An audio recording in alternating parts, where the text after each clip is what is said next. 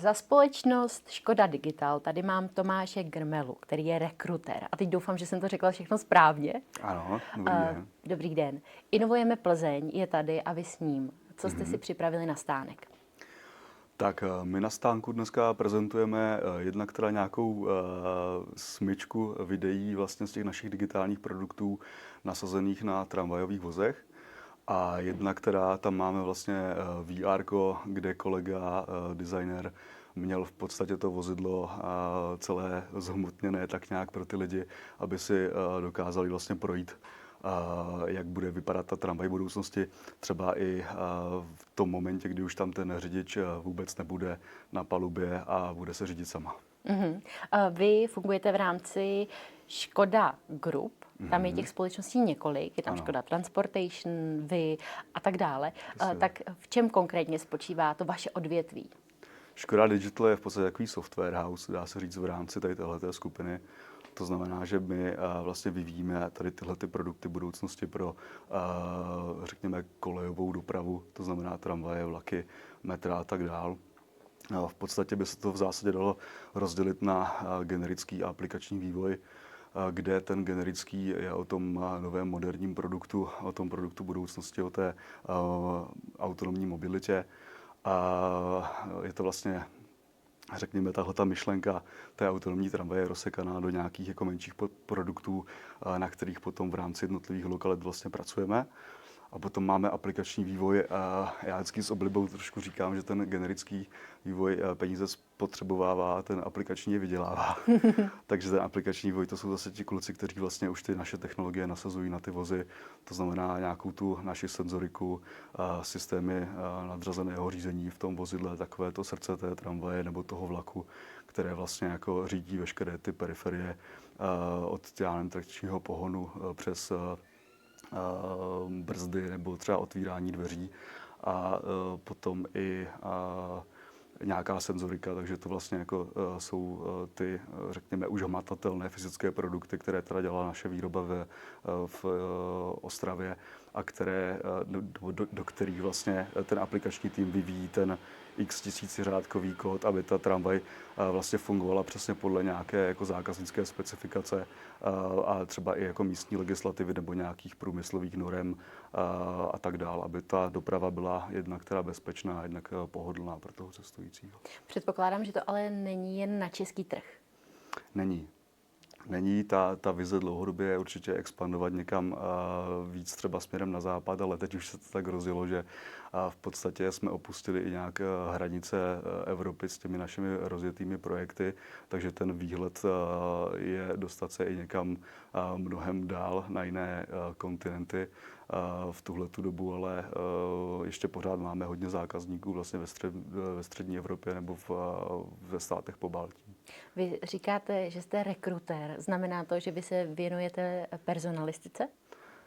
Mojím cílem je nabírat talentované lidi, kteří nám tady s tímhletím cílem pomůžou v podstatě. My už si tady od včerejška povídáme o tom, že v rámci Inovujeme Plzeň a v rámci tady Techtauru a Sitport se snaží vyvíjet je asi špatné slovo, vychovávat lidi, kteří se věnují těm inovativním technologiím. Jaký je váš pohled na tohle odvětví? Máme dostatečné vzdělání pro holky a kluky, kteří se tomu chtějí věnovat? Jako k mému podivu, zrovna teď, když jsme třeba scháněli vývojáře, který by byl orientovaný na computer vision technologie, tak jsme měli poměrně dost talentovaných mladých kandidátů. Mnozí z nich, kteří teďka jsou třeba i ve výběrku, tak mají před státnicemi a už jako uvažujeme, že by pro nás pracovali, takže dá se říct, že ku podivu ano. A my jsme se tady už bavili před chvílí o tom, že ajťáci už nejsou jenom úplně introverti, ale že už se s nimi začíná dávat komunikovat. Tak jaký je váš pohled na to? Je to tak asi jako všude, to je nějaký mix jako těch osobností. Máme samozřejmě víc asi introvertní lidi v týmech, ale máme tam i extroverty. Samozřejmě ti extroverti potom mají i pro nás nějaký potenciál, že je můžeme vlastně pozvat k tomu zákazníkovi, oni tam můžou za nás technicky něco odprezentovat a tak dál. Takže oni potom zastávají i trošku jako jinou funkci, kdy doplňují třeba sales nebo marketing a zase se s nimi dá pracovat trošku jinak. Uh-huh. Určitě to bude i o výběru lidí v rámci toho, aby se hodili do týmu. Tak jak pracujete s tímhle, když třeba vybíráte nějakého nového kolegu do nějakého fungujícího týmu, tak jsou i požadavky nejen na znalost a třeba praxi, ale i na nějakou komunikativnost a na jeho dovednosti v rámci nějakých sociálních dovedností? To právě potom záleží na té pozici, jestli ten člověk bude hodně v kontaktu se zákazníkem, bude třeba vyptávat nějaké zákaznické požadavky, ale i dělat nějaký benchmark vlastně toho trhu a kam ho budeme jako všude vysílat. Jo? Takže u některých pozic ano, samozřejmě na vedoucích pozicích typicky potřebujete někoho trošku soft skillově vybaveného, jo, aby navnímal ty lidi, aby s nimi dokázal správně pracovat. Takže jako, jsou pozice, kde to je více vyžadováno a jsou pozice, kde nám to tolik nevadí, že ten člověk je třeba trošku uzavřenější. Dlouhodobý cíl, ať už Plzně nebo Plzeňského kraje, je mít tady v Plzni velkou koncentraci lidí, kteří se věnují vývoji, kteří jsou chytří, kteří nám neodcházejí. Jaký je z vašeho pohledu a pocitu ten současný stav? Máme tady dostatečnou základnu lidí, kteří vám třeba mohou pomoci ve firmě? Vzhledem k tomu, jak jde ten nábor tady na Plzeňsku, tak si myslím, že by jich rozhodně mohlo být víc. Myslím si, že se tady o ně jako pereme s dalšími firmami. Určitě v tom kraji je po nich velký hlad. Jo, to znamená, že má to velký potenciál, pokud se někdo jako rozhoduje teďka třeba o studiu, tak nějaká ta technická oblast určitě dává smysl. Mm-hmm. Je to teda spíš programátorství, nebo když by se na nás opravdu díval kluk v devíce nebo holka a řekli by si, tyjo, tak ale kterým směrem? Protože ono, když se dneska řekne jako, tak je to programátorství, systémy, já nevím, který ten obor je pro vás jako nejvyhledávanější, kde fakt opravdu jim můžeme slíbit, že za těch 4-8 let budou mít práci. To je zajímavá otázka, protože těch jako oblastí u nás je poměrně hodně v závislosti na tom, o kterém produktu se budeme bavit, tak každý ten vývojář může mít jako trošku jiný technologický stack a stejně u nás to uplatnění jako najde. Jo, ale každopádně ve velkém u nás třeba se uplatňují embedded vývojáři v jazyce C nebo C++. V případě třeba nějakého produktu v server apps týmu to může být potom třeba C# v .NETu, nebo možná do budoucna budeme dělat třeba v Blazoru. Jo, na frontendu se potom využívá třeba Angular. Dosavadně, jak říkám, možná teda přejdeme potom na ten Blazor.